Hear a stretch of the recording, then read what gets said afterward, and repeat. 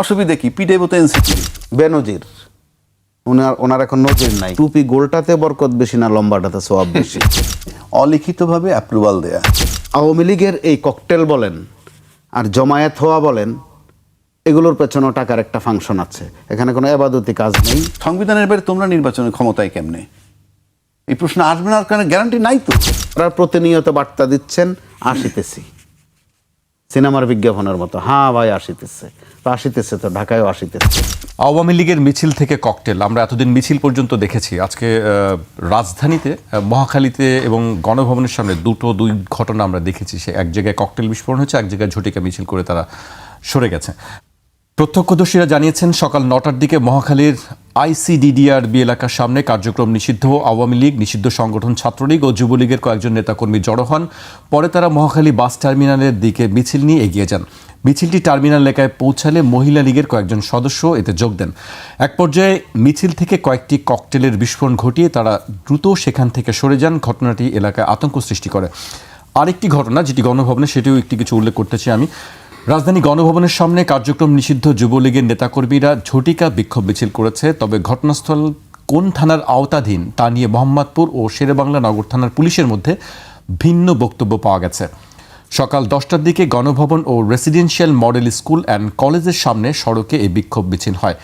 স্থানীয় প্রত্যক্ষদর্শীরা জানিয়েছেন 40 থেকে 50 জনের একটি দল প্রথমে রেসিডেন্সিয়াল মডেল স্কুল অ্যান্ড কলেজের সামনে সড়কে জড়ো হয়। পরে তারা সড়কে মিছিল বের করে গণভবনের মূল ফটকের সামনে দিয়ে অতিক্রম করে। 1 থেকে 1.5 মিনিটের মধ্যেই মিছিল শেষ করে তারা দ্রুত স্থান ত্যাগ করে। মোহাম্মদপুর থানার ভারপ্রাপ্ত কর্মকর্তা জানিয়েছেন, আমাদের থানা এলাকায় কোনো মিছিল হয়নি। মিছিলটি কখন হয়েছে তাও আমাদের জানা নেই। আমরা যা দেখেছি সেটি শেরেবাংলা নগর থানা এলাকায় হয়েছে। এই ঘটনায় কাউকে আটক করা যায়নি। কামাল ভাই, দুটি ঘটনা দেখলাম। এছাড়া দেশের বিভিন্ন জেলায় প্রতিদিনই আমরা এই ধরনের ভিডিও দেখছি এবং খবরও আমরা জানি। কেন হঠাৎ করে আওয়ামী লীগের এই মিছিল এত বাড়ছে কেন?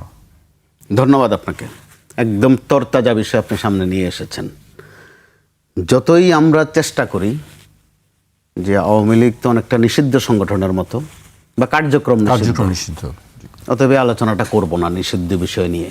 কিন্তু নিষিদ্ধ বিষয়ের দিকে প্রথমত আকর্ষণ একটু বেশি থাকে, দ্বিতীয়ত তথ্য গোপন করা যায় না, বরং তথ্য গোপন করার চেষ্টা হলে তথ্য বিকৃত হয়, অপতথ্য ছড়ায়। সেই দৃষ্টিকোণ থেকে আপনি একদম তাজা বিষয় যেমন এনেছেন, তথ্যমূল্য দিয়েছেন। সেটা বর্তমান ক্ষমতাসীনদের জন্য কতটা দুঃসংবাদ বা সুসংবাদ আরেক আলোচনা।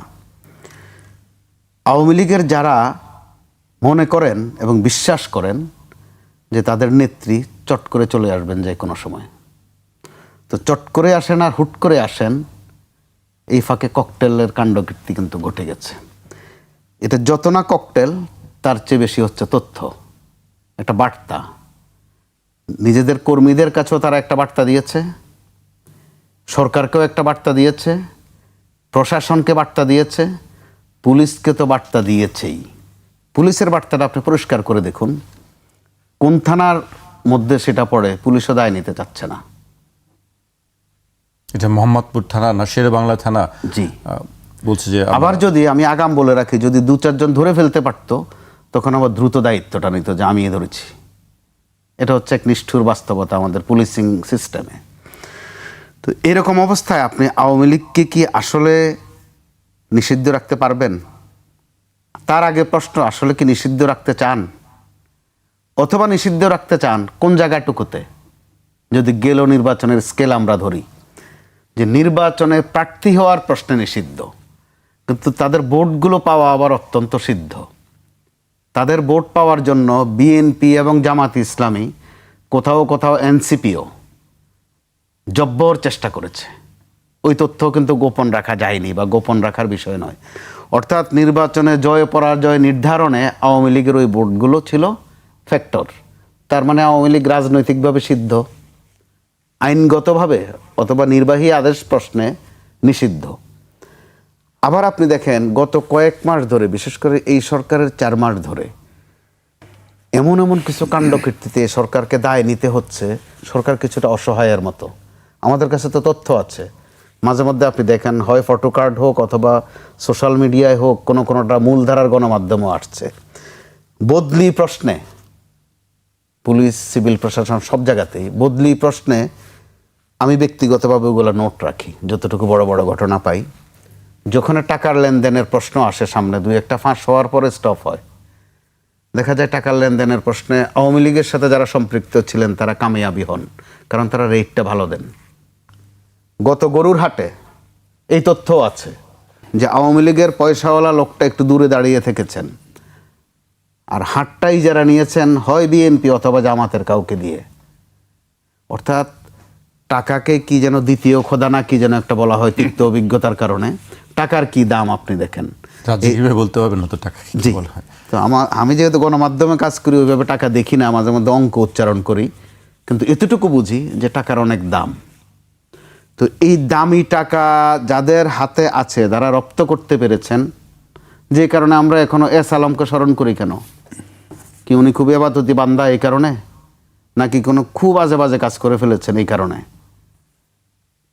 আলোচনা করি ওনার অঢেল টাকা, এখনো ওনার সহযোগী অনেক, বেনজির। ওনার এখন নজির নাই, কিন্তু আসলে একেবারেই নজিরবিহীন। অনজির বলেন আর বেনজির বলেন, মূল ফ্যাক্টর কিন্তু টাকা। তার টাকার শরিকানা পাওয়ার জন্য, তার তহবিলদার হওয়ার জন্য, তার কেশিয়ার হওয়ার জন্য যারা দৌড় দিয়েছিলেন তারা এখনো মাঠে আছেন। প্রশ্নটা টাকা। আর আওয়ামী লীগের এই ককটেল বলেন আর জমায়েত হওয়া বলেন, এগুলোর পেছনেও টাকার একটা ফাংশন আছে। এখানে কোনো এবাদতি কাজ নেই, নৈতিকতার কাজও নেই। এইভাবে নেই কারণ আপনি আওয়ামী লীগ বলেন, বিএনপি বলেন, জামাত ইসলাম বলেন, আমরা তর্ক বিতর্কের ক্ষেত্রে অনেক সময় বলে যে নৈতিকতার কি জানি একটা আছে, আদর্শের কথাও বলি। আদর্শটা মূলত এখানে ক্ষমতামুখী। আর ক্ষমতার প্রশ্ন যখন আসে, ক্ষমতার কাছে টাকা একটা ফ্যাক্টর। তো একসময় আমরা যখন এই বিএনপিকে কম বলতাম, জামাত ইসলামের মিছিলগুলোকে আমাদেরকে, নিশ্চয় আপনিও পেয়েছেন, ডিরেকশনও ছিল এক ধরনের, যেগুলোকে একটু চোরাই মিছিল বলেন। আমরা সাধারণত ঝটিকা মিছিল এগুলো লিখতে অভ্যস্ত ছিলাম, কিন্তু যে চোরাই মিছিল।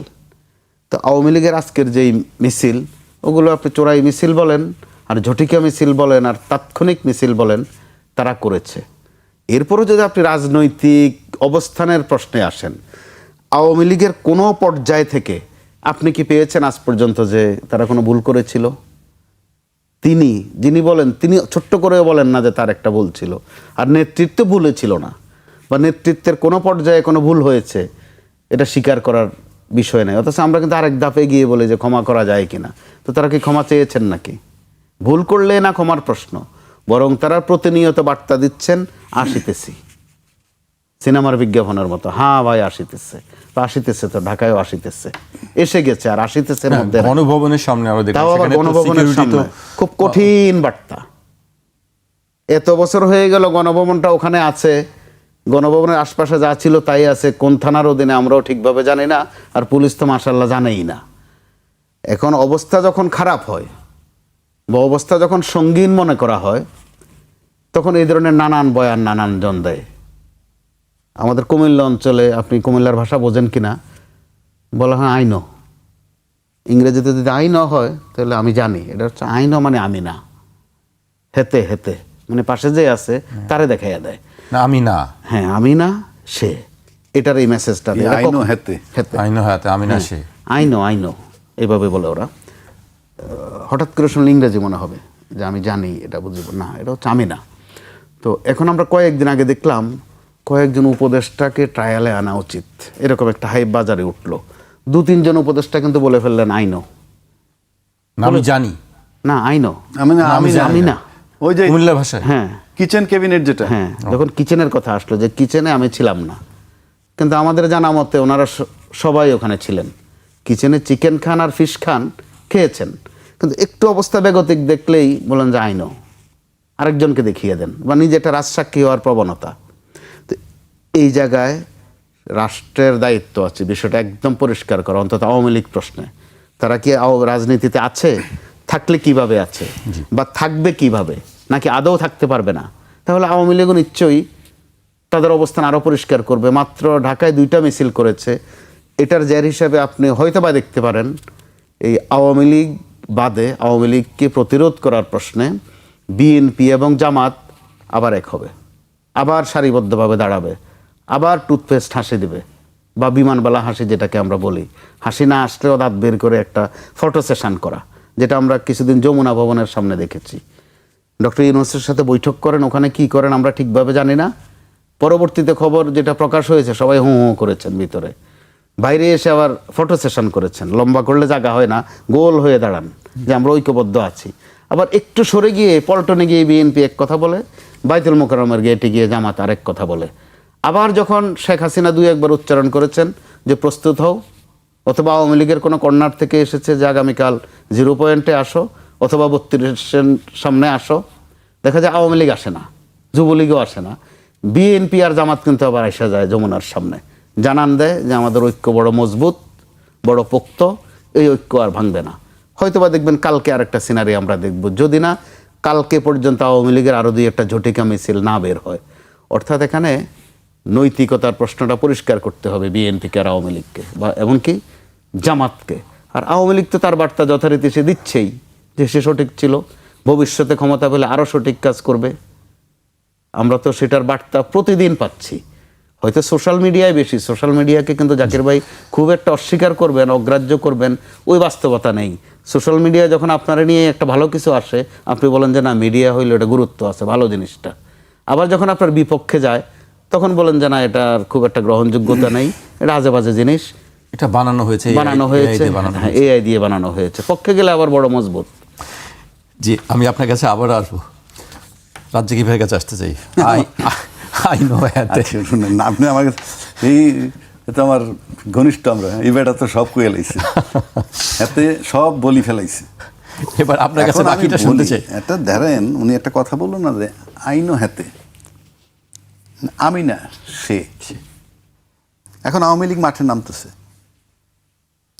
মাঠে নামতেছে কিভাবে বা কোন প্রেক্ষাপটে সুযোগ দিতে, সেই আলাপটায় পরে আসি। নামলে যেটা হবে, মানে আপনি যদি ব্যাপকভাবে নামতে পারেন তাইলে যেটা হবে, এখন ধরেন জুলাই কৃতিত্ব যারা দাবি করে, আমি এর আগেও বলছি যে শেখ হাসিনা যদি এই মুহূর্তে প্রধানমন্ত্রী হয়, বসাই দিলাম যে উনি প্রধানমন্ত্রী, আপনিই বলেন যে তার কাছে সবচেয়ে বেশি অপরাধী কাদেরকে বলবে? এনসিপিকে, কোনো সন্দেহ নাই। মানে জুলাই চেতনা যারা করে তারা তার ডাইরেক্ট এনিমি, এই ব্যাপারে কোনো মাপ নাই, কোনো ছাড় নাই। তাহলে যিনি ভিকটিম 24-এর আন্দোলনে, তার কাছে কিন্তু এই এনসিপির কোনো মাপ নাই। অর্থাৎ এনসিপি একমাত্র এখন যেহেতু দল হয়েছে তাই বলতেছি, সে রক্ষা পাবে না আইনও হাতে, এটা করে মাপ পাবে না। এটার ব্যাপারে ফার্ম ডিটারমিনেশন যে তোমরা করছই। আর অন্য যদি কারো থেকে থাকে কেউ যারা জুলাই চেতনার কৃতিত্ব ওদেরকে দিতে চায় না, বলে এটা তো অনেক পুরনো আন্দোলন, ওরা এসে ম্যাচিউর করছে, ওরা রক্ষা পেতে পারে আইনও হাতে। তাই হাতে কইব মানে তারা এনসিপিকে দেখাই দিবে, অর্থাৎ এনসিপির কোনো রক্ষা নাই। মানে ওইখানে হাতে নাই, ওটা এনসিপি। এনসিপি বলবে আইনও হাতে, বলার সুযোগই নেই তার, কারণ সে তো আইনও মানে তারা জানেই তারা কারা করছে, আর শেখ হাসিনা নিজেও জানে। সেই কারণে ওরা আইনও হাতে করে পার পাইব না, সে ইংরেজিতে বলবে হয়তো তখন, যেটা অর্থ আমি জানি। এখন আসেন যেটা বলতেছিলাম, তাহলে রেজাল্টটা কি দাঁড়াইলো? এখন মনে করেন যারা অন্য দল এনসিপি বাদ দিয়া যারা ক্ষমতায় আছেন বা যারা আছেন, তারা যদি এটা ভাবেন যে আওয়ামী লীগ মাঠে এসে, আমি বলতেছি আসার প্রেক্ষাপট পরে বলছি, কেমনে আসতে পারতেছে নিষিদ্ধ থাকা সত্ত্বেও সেটা পরে, কিন্তু তারা যদি কেউ ভাবেন যে আজকে আওয়ামী লীগ মাঠে আনে, নেইমাও যায়, অসুবিধা কি? পিটাইব তো এনসিপিরে, পিটাইব তো জামাতরে। জামাতরে আর এনসিপিরে পিটাই যদি হজম করতে পারে, তাহলে তৃতীয় প্রশ্ন যে আসবে না, সংবিধানের বাইরে তোমরা নির্বাচনের ক্ষমতায় কেমনে? এই প্রশ্ন আসবে না, কারণ গ্যারান্টি নাই তো। কারণ বারবার বলতেছি, আমি বহুবার বলছি যে সংবিধান মোতাবেক নির্বাচন হয় নাই, এবং সংবিধানে যে ডেট আছে সেই তারিখ মোতাবেক নির্বাচন হয় নাই। কেউ কেউ প্রশ্ন করবেন সংবিধানের তারিখ কোথায়? আমি আপনাকে দেখাই দিচ্ছি তারিখটা কোথায়। তারিখটা হইল সংসদ ভেঙে যাওয়ার পর পরবর্তী 90 দিনের মধ্যে নির্বাচন হবে। তাহলে যেদিন ভেঙে গেছে সেদিন থেকে 90 দিন গুনবেন, ওইটাই ডেট। এটা আমার বানানো না, ওইটাই ডেট। তা সেই ডেটে নির্বাচন হয় নাই। তো আওয়ামী লীগ যদি মাঠে আসতে পারে, পয়লা আপনি খুশি হবেন যে এনসিপি পিটাইতেছে, দ্বিতীয়বার না আমি খুশি হব না, আমরা রূপকর্তা। জি, আপনি খুশি হবেন বা উনি খুশি হবে, আচ্ছা এনসিপির পিটাইতেছে, এরপরে জামাতে পিটাইতেছে, তারপর তো সে ক্ষমতার দিকে ওই দুটো যদি হজম করতে পারে তাহলে ক্ষমতার দিকে চোখ দিবে না সে? Not unlikely.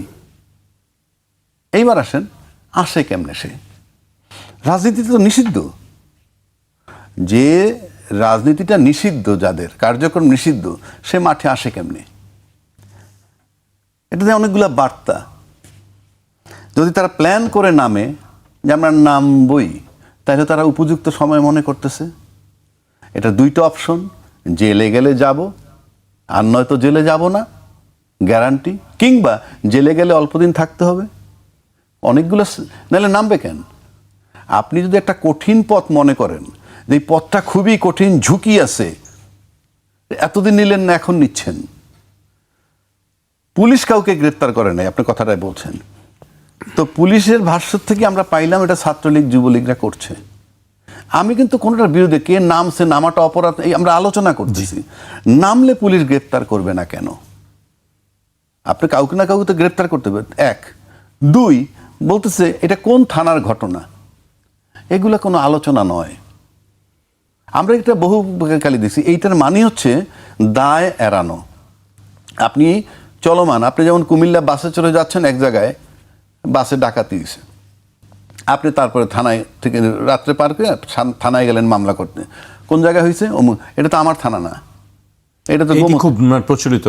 হ্যাঁ, অনেক ঘটনাই আমরা আবার বললেন যে ওই থানায় গিয়ে বললেন যে ভাই আমার তো ওই থানাতে পারলেন, কোন জায়গা থেকে আপনি লাস্ট কোথায় নামছেন, আপনি অমুক জায়গায়, তাহলে ওই থানায়। এটার মানে হচ্ছে আপনি এই মামলাটা নিতে চাচ্ছেন না, অনীহা প্রকাশ করা। এই অনীহা প্রকাশ করাই মানে তাদেরকে ফেভার করা। আমি কি বুঝাইতে পারছি আপনাকে? আপনি যখন ককটেল মারবেন, মারার পর কোন থানার ঘটনা বলে দুইটা থানার ওসি যখন এড়াইয়ে যাইতেছে, তখন আপনি ধরে নেবেন এই এড়ানো মানেই হচ্ছে তাদেরকে সুযোগ দেয়া। এইবার আসেন, এই কারণে যদি এই দুই থানার ধস্তাধস্তি, দুই থানার ওসি সাসপেন্ড না হয়, আমি তাদেরকে সাসপেন্ড করতে বলছি না, আপনার আলোচনার থেকে বলছি, দুই থানার ওসি যদি সাসপেন্ড না হয়, এসপিকে যদি কৈফিয়ত তলব না করে, তাইলে ধরে নেবেন যে মন্ত্রণালয় এটার ব্যাপারে ইন্টারেস্টেড কিনা, প্রশ্ন আসবে। কারণ আপনার যে দলের কার্যক্রম নিষিদ্ধ রাষ্ট্রীয়ভাবে, সেটা সরকার জানে, সরকারের প্রশাসন জানে। আপনি ধরতে পারতেছেন না, দুই থানার অজুহাত দিয়ে ধরবেন না, থানার ওসি যদি বিরুদ্ধে যদি কোনো অ্যাকশন নেওয়া না হয়, এসপির কাছে যদি কৈফিয়ত চাওয়া না হয়, তাহলে ধরে নিতে হবে যে অলিখিতভাবে অ্যাপ্রুভাল দেয়া। তাহলে ধরবেন না কেন আপনি? আমি কি আপনার বুঝাইতে পারছি? এইবার আসেন দ্বিতীয় ধাপ। যদি তারা মাঠে নামে এইভাবে, পার্লামেন্ট কিন্তু 18 কোটি লোকের প্রতিনিধি থাকে। 300 এমপি মানে 18 কোটি লোকের, 300 এমপি মানে বাংলাদেশটাকে তো 300 ভাগ করা, সেই প্রতিটা ভাগ থেকে একজন করে সংসদ সদস্য ভিতরে ঢুকছে ব্যক্তি। তো এটা সমষ্টি করলে কি হয়? 18 কোটি লোকের প্রতিনিধি ওখানে। সেই 18 কোটি লোকের, আমি আওয়ামী লীগ বাদ দিলাম, 18 কোটি লোক অফিসিয়ালি, সেখানে কিন্তু ফ্রম ডে ওয়ান একটা গ্যাপ হয়ে রয়েছে। গ্যাপটা পরে বলি। এই যে বললাম আওয়ামী লীগ যে মাঠে যদি আসে এনসিপির এই পিটাবে, এনসিপি যদি বুদ্ধিমান হয়, সে চিন্তা করবে পিটাইতে পারবে না কেন, তারা মোকাবেলা করবে। আর পারবে না কেন? যেহেতু আওয়ামী লীগ ক্ষমতায় নাই, পুলিশ তার পক্ষে নাই, সেহেতু ক্ষমতায় মারামারি এক জিনিস, আর ডিটেনশন নেওয়া, আটকায় রাখা, সেটা কঠিন কাজ। তো এখন যে জায়গাটা আমি ছিলাম, ফ্রম ডে ওয়ান পার্লামেন্টে কোনো একটা খারাপ সিচুয়েশন এলে যে সব দল একত্রিত হবে, ভাই যেমন বললেন, একত্রিত হয়, কিন্তু এখানে আপনি হবেন না। কেন হবেন না?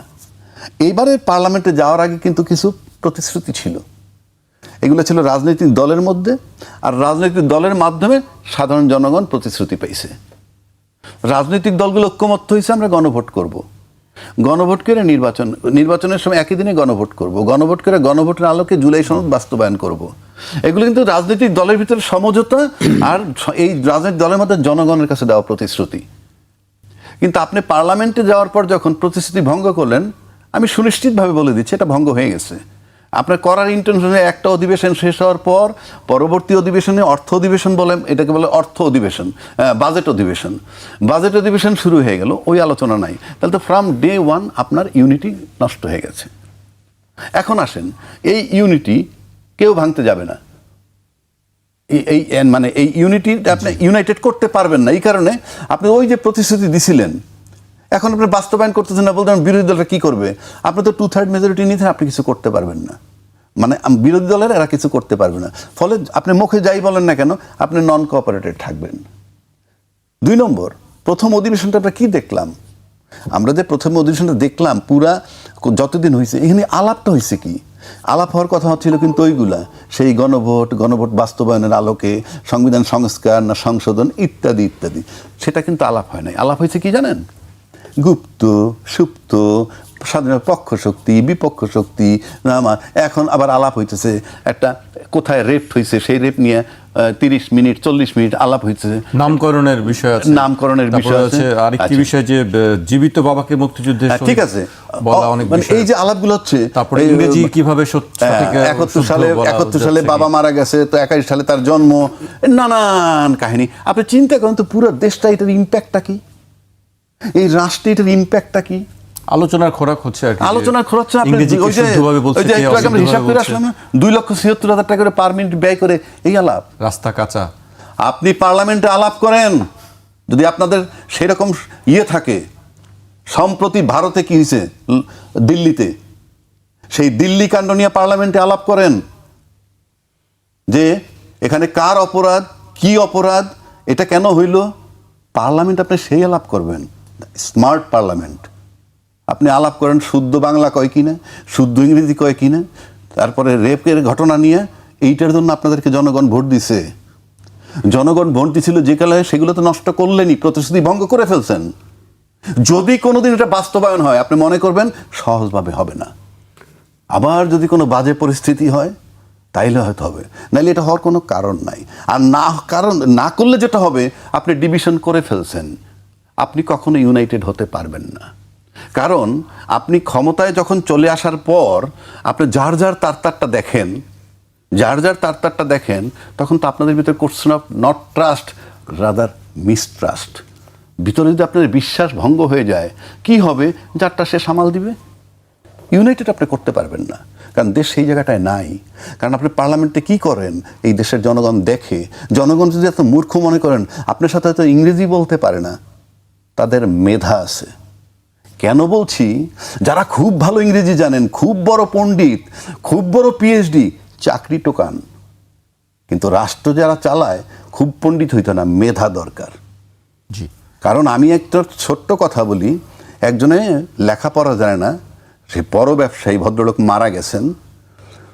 তিনি পোলার আইসক্রিম কোম্পানির মালিক আমানুল্লাহ সাহেব। তার ওখানে আমার যাওয়ার সুযোগ হয়েছিল একবার একটা কারণে। আমি স্মরণ করতেছি এই কারণে, মৃত লোকের গীবত করছি না, প্রশংসা করছি। টেলিফোন আসলো জাপান থেকে, তার লোক এসে টেলিফোনটা দিয়ে দিল, স্যার জাপান থেকে টেলিফোন আসছে। সে ইংরেজি কইব, কি কইব আল্লাহ জানে, আমি জানি লেখাপড়া জানে না। বসে বলতেছে, আমান স্পিকিং, এলসি সেন্ড, ফ্যাক্স কাম, টেলেক্স কাম, শিপ নো কাম। এইভাবে ভাই 3-4 মিনিট আলাপ করছে। আমি বসা, আরেক ভদ্রলোক ছিল মেজর কামরুল, ভদ্রলোক মারা গেছেন। বাইরে এসে দিন আলোচনা করলাম, ভাইটাল কথা একটাও ছুটে নাই। এই কথা বলছে উনি, আর 1.5 মিনিটে আমাগো লাগতো 7 মিনিট ইংরেজি ঠিক করতাম, ওইটা সেইটা। কিন্তু আপনার চমৎকার ইংরেজিটা, আমান স্পিকিং, এলসি সেন্ড, ফ্যাক্স কাম, টেলেক্স কাম, যেগুলো দরকার সেগুলোই তিনি। ইয়েস, একদম কাজের কথাগুলো বলে এটাকে বলে মেধা। সুতরাং এই পার্লামেন্টে কে কি ভুল কইলো, কে কতটুকু ইংরেজি জানে, আমাদের জানা আছে। বাইরের থেকে আমাদের জানা আছে, গল্প করে তো লাভ নাই। কে কতটুকু ইংরেজি জানেন, কে কতটুকু লেখাপড়া করছেন, আমাদের জানা আছে। আমরা যে খুব বেশি করে তাও না, জানা আছে। আমি আপনার পার্থক্য নাই তো, শুধু চেয়ারটা পাওয়ার পর আপনি বিরাট কিছু হয়ে গেছেন, এর বাইরে তো কিছু না। সুতরাং ওই আলোচনা বাদ দিয়ে আমি আবারও বলছি, দিল্লির ইস্যুটা পারলে আলাপ করেন পার্লামেন্টে। That is very important in the name of security even, plus 2 দেশের রিলেশনশিপ নিয়ে। জি, কামাল ভাই, সংসদ নিয়ে অনেক কথা কয়েকদিন ধরেই চলছে। সেই প্রসঙ্গটি আমরা রাজ্জাকিবের কাছে শুনছিলাম। তারপর ইউনিটির কথা বলছিলেন যে ইউনিটির মধ্যে একটি ফাটল দেখা যাচ্ছে, সেই ইউনিটি নেই। আপনি এই সব কিছু মিলাই আসলে কি মনে হচ্ছে আপনার কাছে? ইউনিটিতে এর মধ্যে যে গোলমাল ঘটে গেছে, এটা কিন্তু আর লুকানোর কোনো অবস্থা নেই। কোনো অবস্থা নেই। এমনও যদি হয়ে থাকে যে একটু চোখ টিপি করে সরকারি দল বিরোধী দল আমরা মহড়া দিয়েছিলাম, এটা বলেও আর পার পাবেন না। কারণ এমন কিছু বিষয়ে তারা অবস্থান পরিষ্কার করেছেন, আগামী দিনের রাজনীতিতেও তাদেরকে বিশ্বাস করতে বড় কষ্ট হবে। জামাতে ইসলামের বিপক্ষে অথবা শিবিরের বিপক্ষে যে কথাটা এসেছে যে তারা এখানে ওখানে গুপ্ত ছিল, তারা কিন্তু এটার ব্যাখ্যা দিয়েছে যে কী কারণে কিভাবে গুপ্ত ছিল। আবার হানা ভোটের প্রশ্নে বা জুলাই সনদের বিষয়ে বিএনপি অবস্থান পরিষ্কার করেছে যে তখন মাথা নেড়েছিলাম একটা কৌশল হিসাবে, যদি না নির্বাচনটা না হয়, অর্থাৎ তারা শব্দটা ব্যবহার করছে কৌশল, এটা কৌশল নয়, এটা এক ধরনের চাতুরি। তাহলে ভবিষ্যতে অথবা বর্তমানেও তো আমরা প্রশ্নবিদ্ধ যে এখন যে কথাগুলো বলছেন এগুলোর মধ্যে কোন চাতুরি আছে, আবার আগামী দিন আর একটা বলবেন কিনা। তো বলতে বলতে গিয়ে এমন সব শব্দ, এমন সব তথ্য আপনারা নিয়ে এসেছেন, আপনাদের ভাণ্ডারও খালি হয়ে গেছে। যে কারণে সংসদে ওই যে ডিম্বাণু আর শুক্রাণু আর ভ্রূণ কী পরিমাণ কার নষ্ট হয়েছে এগুলো নিয়ে আলাপ শুনতে হয়। মানুষ কিন্তু খুব ত্যক্ত বিরক্ত এসবে, যে এত টাকা খরচ করে আপনাদেরকে কি সংসদে এই করার জন্য পাঠানো হয়েছিল। কিছুদিন আমরা বিরক্ত ছিলাম, সমালোচনা করেছি যে তারুণ্যের মধ্যে যারা, অর্থাৎ এনসিপি অথবা যারা বয়সে তরুণ কয়েকজন এমপি যে একটু উল্টাপাল্টা বলেন, আজে বাজে সম্বোধন করেন, এতে করে শ্রদ্ধার একটা ঘাটতি ঘটে। কিন্তু গত কয়েকটা দিন আপনি দেখেন তো পার্লামেন্টে যেসব বিশ্রী শব্দ উচ্চারণ হয়েছে, বোরকা হিজাব নিয়ে যেসব কথাবার্তা হয়েছে, এগুলো কিন্তু অত্যন্ত ময়মুরব্বী পর্যায় থেকে এসেছে। প্রতি মিনিটে 2,74,364 টাকা একটি হিসাবে বলা হচ্ছে, টিআইবির যে হিসাবে দিয়েছিল আগে। যদি অর্ধেক যদি করে ফেলেন 1,35,000 ধরেন, জি, তো এই টাকা কার? প্রতি মিনিটে এই টাকা কার টাকা? তো তখন তো প্রাসঙ্গিক হয়ে যায় যে আওয়ামী লীগ একসময় সংসদে হালকা পাতলা বিষয় নিয়ে কথা বলতো, বন্দনা গাইতো, প্রশংসা করত, বিরোধী দলকে গালি দিত। বিরোধী দল থেকে দাবি উঠেছিল যে বিরোধী দলকে তাহলে গালি দিয়ে আবাবত কত। দেখা গেল যে পুরা সেশনটা বিরোধী দলের পেছনে চলে যায়, অর্থাৎ ওদেরকে কত মন্দ বলা যাবে। মাঝে মধ্যে আবার মমতাজের গান বাজতো, যে মমতাজের গান বাবদ কত। তো এখন হয়তো মমতাজের গান বাজে না, কিন্তু কে ইংরেজি ভালো জানে, কারে দেখতে সুন্দর লাগে, হালকা পাতলা যত কথাবার্তা, এমনকি বলতে বলতে গিয়ে আপনি হিজাব বোরকার মধ্যে চলে গেছেন। আস্তে করে কোন দিন ভাই লুঙ্গিতে চলে যাবে, খুব ভয়ের মধ্যে আছি। কিন্তু তো সংসদে এখন যে আলোচনাটা চলছিল, এটা তো দামি একটা সেশন, বাজেট অধিবেশন। আমি পেশাগত কারণে বিএনপির এবং জামাত ইসলামের বা বিরোধী দলের কিন্তু একটা ছায়া বাজেট দিয়েছে, দুটো মিলিয়ে দেখলাম খুব আপত্তি কিন্তু নেই কোথাও, হয়তো কোথাও কোথাও বরাদ্দও কাছাকাছি। এরপরও আপনি দেখেন ভাষাগুলো কিভাবে আসে। বিরোধী দলকে বিএনপি কোন মানে আক্রমণ করে, যেগুলো ফয়সালাকৃত বিষয় 71 থেকে শুরু করে সব। আবার জামাতে ইসলামী যে মাত্রায় বিএনপিকে সম্বোধন করে, জামাতের আমির ডাক্তার শফিক, উনি সজ্জন মানুষ হিসেবে একটা ইমেজ কিন্তু তার আছে। কিন্তু গত কয়েকদিন দেখেন উনি কি বলে, কখনো বলে যে সময় বেশি নেই, অল্প সময়ের মধ্যে কি জানি করে ফেলবেন। আবার কি জানি একটা বলেন যে কি আঙ্গুল চুষবেন না। আপনার আঙ্গুল চলে আসছে, গামছা চলে আসছে, লুঙ্গি, ছায়া, ব্লাউজ সব চলে আসতেছে আপনাদের এইসবের জন্য। এগুলো করতে করতে মুখ ফসকে কিন্তু কেউ কেউ বলেও ফেলে। শান্টিং বলতে একটা শব্দ আছে, এটা দুই ধরনের অর্থ হয়। রেলওয়েতে এটা ব্যবহার করা হয় দুটা ট্রেনের আরো গতিশীল করতে, প্রচলিত শান্টিং দেওয়া। আর রাস্তাঘাটে আমরা ব্যবহার করে যাচ্ছা মতো একটা ছেঁচামার দেয়া, বলে যে একটু শান্টিং দেয়া দরকার। বিএনপি এবং জামাতে ইসলামী এবং এনসিপি সহ যা করছে পার্লামেন্টে, আর মঞ্চে আসলে তো আরও বেশি করে করে। মানুষ অবচেতন হয়ে বলে যে এদেরকে শান্টিং দেওয়ার জন্য আওয়ামী লীগের খুব দরকার। এটা ভালোবেসে বলে কি ঘৃণা করে বলে তা নয়, অর্থাৎ তার মনের বার্তাটা সে দিচ্ছে, অথবা মনের বেদনাটা সে প্রকাশ করছে। এই দেশের বেশিরভাগ মানুষ তো একটা নির্বাচিত সরকার চেয়েছে। তারা যে পরিষ্কার করে বিএনপিকে চেয়েছে তা কিন্তু বলেনি। বলেছিল যে একটা নির্বাচিত সরকার আসলে সব সমস্যা ফয়সালা হয়ে যাবে। কিভাবে? মাগুরায় যখন আসিয়া দর্শন হয় তখনও বলেছে যে একটা নির্বাচিত সরকার থাকলে এটা হইতো না। আপনার অফিসের কাছেই মেট্রো রেলের যখন একটা গ্লাডার ভেঙে পড়েছে বা বেয়ারিং, বলে যে একটা নির্বাচিত সরকার থাকলে আজকে আর এই অবস্থা হতো না। এটা দোষের নয়, এটা এক ধরনের প্রতিক্রিয়া বা এক ধরনের আকাঙ্ক্ষা যে নির্বাচিত সরকার আমলে কাজগুলো স্মুথ হয়, একটা অথরিটি শক্ত হয়, আবার রাজনৈতিক শক্তি দৃশ্যমান হয়। আমরা রাজনীতিবিদদের যত সমালোচনাই করি, দেশটা রাজনীতিবিদরা গড়েছেন, যতটুকু ভালো করেছেন এটাও রাজনীতিবিদরা করেছেন। রাজনীতিবিদরা অনেক কিছুর ফয়সালা দিতে পারেন। আপনি আমি গণমাধ্যমের কর্মী হয়ে যত শুদ্ধ সঠিক বাংলাটাই লিখি না কেন, এটা ততের শক্তি নাই এটার।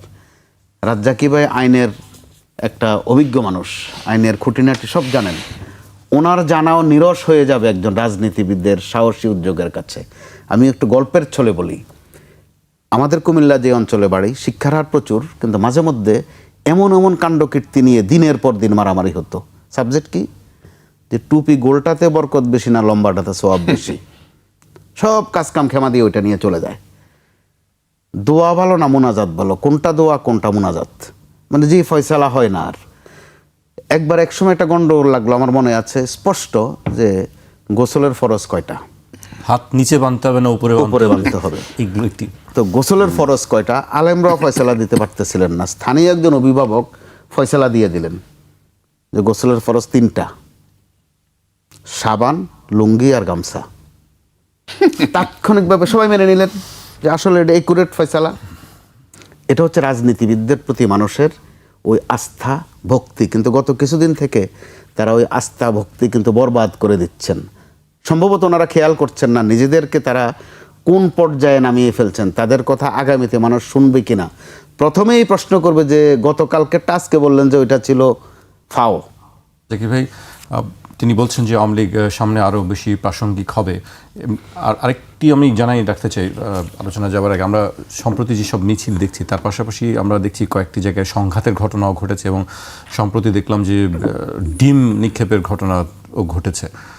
আপনার কাছে কি মনে হচ্ছে সামনের অবস্থানটি? না, আমি তো বললামই সেটা, আপনার তো পরিস্থিতি খারাপ হচ্ছে, যেখানে আপনি সবই তো বলে দিলাম, নিষিদ্ধকরণ, অথচ তারা আসতেছে, পুলিশ ভিতরে দ্বন্দ্ব হইতেছে কোন থানায় কী করবে, এই যে সব কিছু মিললে কিন্তু সিচুয়েশনটা তাদের পক্ষে যায়। আর পাশাপাশি যদি আপনি এইটা বলেন, সংঘাতে জড়ানোর আশঙ্কা দেখছেন কি সামনে? কিসের সংঘাত? মানে রাজনৈতিক দলগুলোর মধ্যে যেমন আজকে ডিম নিক্ষেপ করা হয়েছে। রাজনৈতিক সংঘাত বলতে আমরা যে কতগুলো সিচুয়েশন দেখতেছি, ইন্টারনাল এবং এক্সটার্নাল, দুইটা ব্যাপার আপনাকে এখানে মিলাইতে হবে। ধরেন এই সরকার ভালো সিদ্ধান্ত করলে নিচ্ছে, আমি সেটা পরে আসছি, আমি জানি না কতক্ষণ সময় আছে। এই সরকার যত সিদ্ধান্ত নিছে এখন পর্যন্ত, তার মন্ত্রিপরিষদ বানাইছে, মন্ত্রিপরিষদই থাকবো আমি, সেখানে খলিলুর রহমান সাহেবের যে পররাষ্ট্রমন্ত্রী বানাইছে সেটা নিয়ে আমরা অনেক কথা বলছি, কিন্তু আমি সময়ের ব্যবধানে দেখলাম যে আমাদের প্রধানমন্ত্রী একটা ভালো সিদ্ধান্ত নিছেন এই খলিল সাহেবকে পররাষ্ট্রমন্ত্রী বানানো। কারণ খলিল সাহেব পররাষ্ট্রমন্ত্রী মানে আমরা বলি আমেরিকার পরীক্ষিত বন্ধু। সেই আমেরিকার পরীক্ষিত বন্ধু হলে ইউনূস সাহেবের সাথে তার একটা সুন্দর সম্পর্ক আছে। তারেক রহমান সাহেব, আমি আবারও বলছি, সঠিক সিদ্ধান্ত নিয়েছেন। এই ইউনূস সাহেব আছেন বলে তারেক রহমান সাহেব, খলিল সাহেব, ইউনূস সাহেব তিনজনের যদি সমন্বয় করেন, তাইলে আপনি যেভাবে ওই ইন্টারপোলের মাধ্যমে গ্রেপ্তার করাইতে পারবেন, there is no second option. কারণ আমরা ইউনূস সাহেবকে দেখছি দুবাই থেকে 75 না 70 জন লোককে রিলিজ করাইছিল দ্রুত সময়ের মধ্যে, যেটা ওই তাদের আইনে কাভার করে নাই। মুক্তি দিয়ে বলছে অপশন, তোমরা দেশেও যেতে পারো, এখানেও কাজ করতে পারো। ভাই এটাকে মানতে হবে। ইউনূস সাহেব হলো পৃথিবীর মধ্যে নাম্বার 1 লবিস্ট। অনেক রাষ্ট্রপতিরা তাকে ব্যবহার করে, তুমি আমার এটা ইয়ে করে দাও, নেগোশিয়েট করে দাও। সারা পৃথিবীতে সে নন্দিত, আমরা তাকে নিন্দা করি। এখানে আপনি নিন্দা করতে পারেন, সমালোচনা করতে পারেন, নিন্দা করলেই তো হবে না, লেভেলটা দেখতে হবে। আমি ইউনূস সাহেবের সারাদিন গালি দিলে কী হবে? আমি বঙ্গবন্ধুর সারাদিন গালি দিলে কী হবে? আমি জিয়াউর রহমান সাহেবের সারাদিন গালি দিলে কী হবে? তাদের সাথে আমার দূরত্ব হলো পৃথিবী থেকে সূর্যের দূরত্বের মতো, তাদের যে অবস্থান, তার যে ওজন। সুতরাং কথা বলার সময় চিন্তা করে বলতে, কেন কথাগুলো বলতেছি, এই এক্সটার্নাল প্রবলেম সলভ করার জন্য আজকে তাকে দরকার। খলিল সাহেব আছে বলে, এবং এটা রাইট ডিসিশন ওনার। আজকে খলিল সাহেবের ফুল স্টপ দেন, ইন্টারপোলের অ্যাকশন বন্ধ হয়ে যাবে, বিকজ হিল নট ওয়ার্ক। রাজনৈতিক পলিটিক্যাল যে স্ট্যাবিলিটি দরকার ইন্টারন্যাশনালি, বাংলাদেশের 3টা দেশে খেলা চলতেছে সুপারভাবে, চায়না, আমেরিকা, ভারত, এবং সেটা ম্যাচিউর্ড। এই যখন ম্যাচিউর্ড হইল, তখন হাসিনা সামাল দিতে পারে নাই বলে চলে যেতে হয়েছে। ঠিক সেই জায়গাটা এসে কিন্তু আবার তারেক রহমান সাহেব বসছেন। ওইটা কিন্তু টলমল অবস্থা, আগুন চলছে, আগুন। আপনি তুষের উপরে এসে দাঁড়াইছেন, ভিতরে কিন্তু আগুন। ঠিক এই যে 3টা দেশের সাথে ব্যালেন্স করাটাকে 4টিখানি কথা না। শেখ হাসিনা ফেল করার কারণে গেছে, সেখানে আজকে তারেক রহমান সাহেব বসছে, তাকে সবাই কোঅপারেট করা দরকার। ঠিক সেই সময় যখন আপনার দিল্লির ঘটনাটা ঘটলো, এই ঘটনা কিন্তু পজিটিভ অর্থ বহন করে না, আপনি যেভাবেই নেন, কারণ এমনি তার সাথে আমাদের সম্পর্ক টানাপোড়েন চলছে। সেটাকে আপনি আরও ত্বরান্বিত করলাম, কেন করলাম? আপনি এটা কথার পিঠে কথা আসতেছে। এই যে আমাদের জাহিদ সাহেব ওখানে গেলেন, উনি বারবার বলছেন আমি সরকারের প্রতিনিধি হিসেবে গেছি। সরকারের প্রতিনিধির প্রমাণটাই হলো আপনার লাল পাসপোর্ট। আপনি মুখে বললে তো হবে না। Nobody knows you. আমি কি পৃথিবীর সব রাষ্ট্রপতিকে চিনি? পৃথিবীর সবাইকে চিনি। তার ক্রেডিবিলিটিও তার ডকুমেন্ট। তা আপনি সরকারের প্রতিনিধি কাছে আপনি লাল পাসপোর্ট নেবেন না কেন? তার রিপ্লাই আবার দিছেন, নিচ্ছি নেব করে নিচ্ছি নেই, নেওয়া হয় নাই। মানে এটা কি? নিচ্ছি নেব করে নেওয়া হয় নাই, এটা রাষ্ট্র তো। ফাইনালি যত বিতর্কই হোক তাকে কিন্তু অ্যালাউ করছে, আপনি যান। তখন আপনি গেলেন না। কেন গেলেন না? আপনি প্রতিবাদ হিসেবে, এই প্রতিবাদ দেখাইতে আপনি 2.5 ঘন্টা ওয়েট করলেন কেন? আপনি তখনই প্রতিবাদ দেখেন, নো আমি যাবই না, ডিটারমাইন্ড। আপনার সাথে অ্যাম্বাসাডার ছিল আমাদের, কন্টিনিউ আপনি ইয়ে করছেন। 3 নম্বর, আপনার প্রায়োরিটি কোনটা ছিল বেশি? রাষ্ট্রকে প্রতিনিধিত্ব করা নাকি রাগ করে চলে আসা? আপনার কথাই ধরি আমি। রাষ্ট্রকে যদি আপনি রিপ্রেজেন্ট করতে চান, আপনার যাওয়া ছিল ফরজ। আইসে তারপরে বলেন আমাকে এই অপমান করছে। আপনি যাননি, আপনি বারবার বলছেন সরকারকে প্রতিনিধিত্ব, আপনি সরকারকে অপমান করছেন।